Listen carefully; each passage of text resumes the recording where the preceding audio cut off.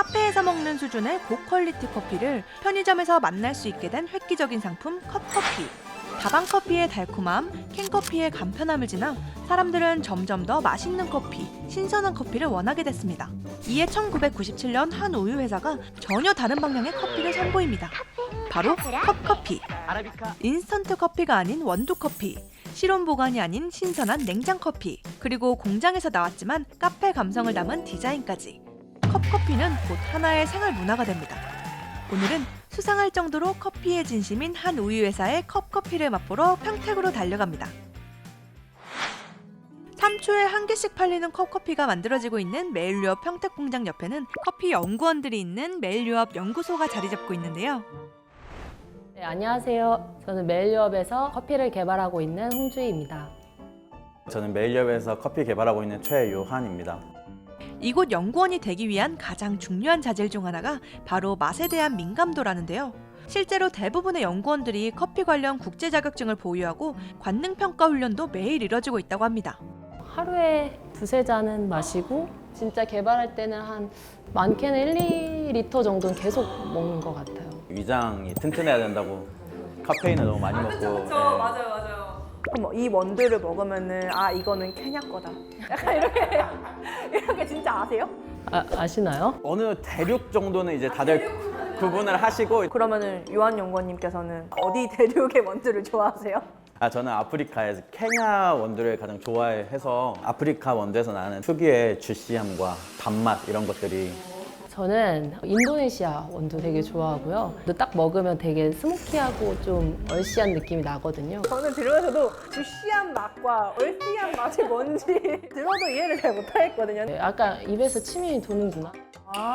약간 산미가 있는 느낌을 주시하다라고 하는 거구나. 뭐 얼씨한 맛은. 흙 냄새 맡는 것 같은 풍미가 좀. 와 근데 되게 뭔가 감성적인 것 같아요. 그런 생각 안 해보셨죠 근데? 막상 일하는 입장에서는 저희 팀 워낙 다 항상 이런 얘기를 많이 해서 냄새 맡다가 코 데인 적 없으세요? 맨날 머리카락 담그고 그래서 이렇게 여기 시꺼멓게 묻어가지고 서로. 커피연구소 연구원들의 최종 목표는 집에서 내려먹는 간 내린 커피와 똑같은 맛을 구현하는 RTD 제품을 만드는 것.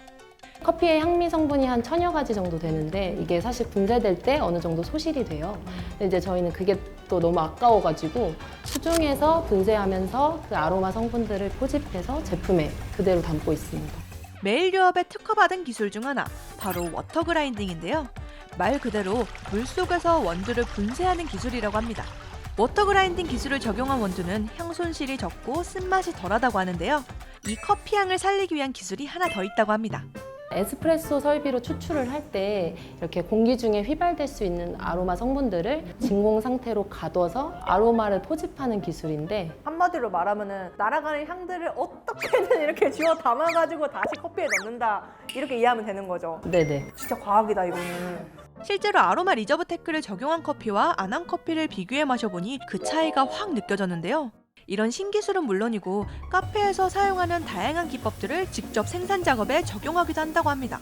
저희 그 스모키 로스티드 라떼라고 해가지고 명인이 옆에 붙어가지고 국내산 참숯으로 진짜 한 올 한 올 로스팅을 하세요. 그래서 천을 이용한 필터로 커피를 드립을 하거든요. 요거로 커피를 추출하게 되면 지방이 빠지기 때문에 좀 더 부드러운 맛을 느끼실 수 있습니다.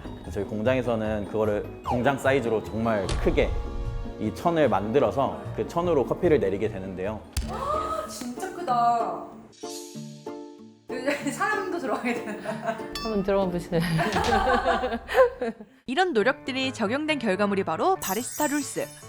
최근엔 전 라인업이 리뉴얼되면서 더욱 다양한 제품군을 만나볼 수 있게 되었다는데요.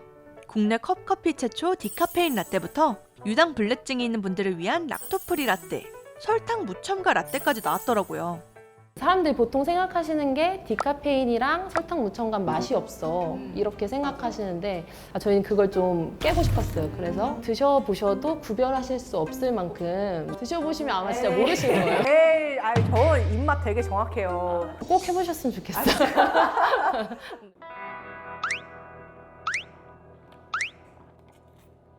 일단 1번이 제 혀가 기억하는 그 맛이에요. 항상 많이 먹던 에스프레소 라떼. 이거 두 개가 좀 헷갈려요. 둘 다 적당히 달아요. 2번이 우유 맛이 좀 더 많이 나고 3번이 커피 맛이 좀 더 많이 나거든요.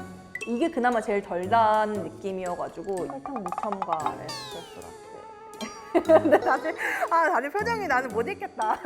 그리고 3번이 디카페인 에스프레소 라떼인 것 같습니다. 근데 저 개인적인 입맛으로는 설탕 무첨가 같은 2번이 뭔지는 모르겠지만 2번이 제일 맛있게 느껴져요. 하나씩 공개를 해볼게요. 일단 1번 누구 하나 둘 셋. 오 맞췄어. 그래 이게 제일 혀가 기억하는 그 맛이었다니까요. 그리고 2번 짜잔. 틀렸네. 이 디카페인이구나. 아니 그럼 이게 설탕 무첨가 이거 달았는데 엄청? 용고님이 S혀 가지고 개발한 보람이 있겠네요. 제가 설탕 넣은 거랑 설탕 안 넣은 거를 구분을 못했어요. 공장까지 찾아온 김에 오늘 생산된 갓 나온 캐러멜 디프레소도 마셔봤는데요. 이게 오늘 만들어진 거, 갓 나온 거. 한 달 정도 지난 거. 보이세요? 색깔이 좀 다른 것 같은데?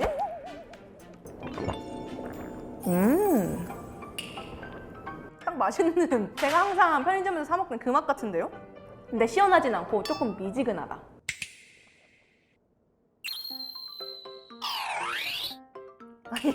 이게 훨씬 맛있는데? 잠깐만.